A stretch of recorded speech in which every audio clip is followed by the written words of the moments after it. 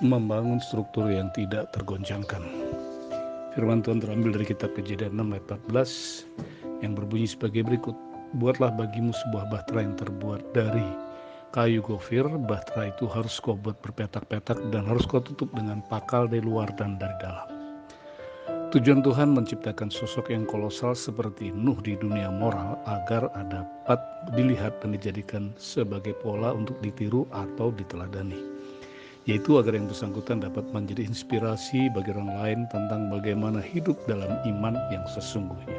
Dari kisah Nuh yang diperintahkan untuk membangun bahtera ini, pertama-tama kita menemukan bahwa dia tergerak untuk melakukan pekerjaan yang luar biasa besar ini bukan karena kebutuhan atau keinginannya sendiri, tetapi pembangunan bahtera ini dilandasi oleh perintah Tuhan yang tujuannya adalah untuk menuntun Nuh dan keluarganya agar senantiasa mengutamakan Tuhan dan kehendak-Nya. Inilah yang dimaksud dengan membangun struktur yang kokoh dan tidak tergoncangkan. 1. Ibrani 11 ayat 7 mengatakan karena iman Nuh dengan petunjuk Allah tentang sesuatu yang belum kelihatan, dengan taat mempersiapkan bahtera untuk menyelamatkan keluarganya, dan karena iman ia menghukum dunia, ia ditentukan untuk menerima kebenaran sesuai dengan imannya. Kedua, 2 Korintus 4 ayat 18 yang mengatakan demikian, sebab kami tidak memperhatikan yang kelihatan melainkan yang tak kelihatan, karena yang kelihatan adalah sementara sedangkan yang tak kelihatan adalah kekal. Untuk dapat mewujudkan bangunan iman sebagaimana dikehendaki oleh Tuhan, dibutuhkan beberapa tindakan konkret seperti yang berikut ini. Yang pertama, A. Tuhan harus menjadi prioritas utama. Di sini kita melihat bagaimana Nuh dan keluarganya bersama-sama bangun bahtera yang menelan biaya yang sangat besar tanpa bersungut-sungut. Semua itu digerakkan oleh rasa hormat yang tinggi kepada Tuhan dan bukan karena ketakutan seorang pengecut. Iman Nuh dan keluarga merupakan kebijaksanaan yang tepat.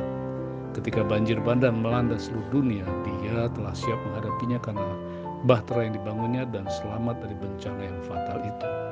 Tuhan ingin menjadikan keluarga Nuh sebagai teladan agar banyak orang berpaling kepadanya hingga zaman sekarang ini. B. Iman menuntut ketaatan yang tinggi.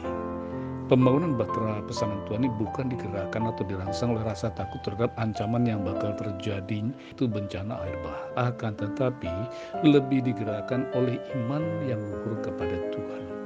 Bencana air bah yang fatal itu baru terjadi 120 tahun kemudian. Jauhnya tenggang waktu dengan mudah bisa meredupkan iman atau mengubah hati Nuh dan keluarganya. Namun tenggang waktu yang sangat panjang tersebut sama sekali tidak melemahkan iman Nuh dan keluarganya.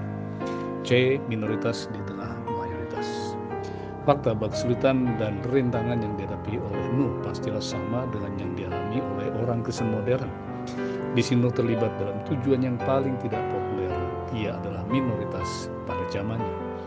Nuh dan karya terbaiknya tidak mendapat pujian dari dunia, meski tidak tertulis. Nuh pasti dianiaya dan dihalangi dalam menyelesaikan pekerjaannya, bahkan tidak dilakukan. Pasti semua sarkasme atau kata-kata kasar dan ejekan diarahkan kepada Nuh dan keluarganya. Seperti halnya orang Kristen modern, ketika dengan hati-hati melakukan sesuatu demi imannya, pasti akan menemui hal yang sama, yaitu hambatan yang datang dari musuh-musuh iman. Namun kita tidak perlu merasa pekerjaan kita terganggu oleh musuh-musuh sehingga penyelesaian itu tertunda. Show must go on. Saya tutup dengan closing statement. Ciri yang dapat ditiru dalam karakter tokoh iman dari peradaban kuno yang agung ini adalah kepatuhan, ketegasan, dan keteguhan imannya. Closing statement yang kedua, perhatikan bagaimana ketaatannya yang patuh diteladani dalam melaksanakan setiap perintah Allah, meski lambat namun pasti. Closing statement ketiga, ketaatan Nuh meski terjadi ribuan tahun yang lalu, namun masih tetap relevan untuk dijadikan contoh iman hingga sekarang. Kejadian 6 ayat 22 mengatakan, lalu Nuh melakukan semua itu tepat seperti yang diperintahkan Allah kepadanya, demikianlah dilakukannya. Yang ketiga, perhatikan bagaimana kerjasama yang terjalin dalam keluarga Nuh sedemikian rupa solid dan sinergis kompak dalam kesepakatan untuk menuntaskan proyek ilahi Tuhan.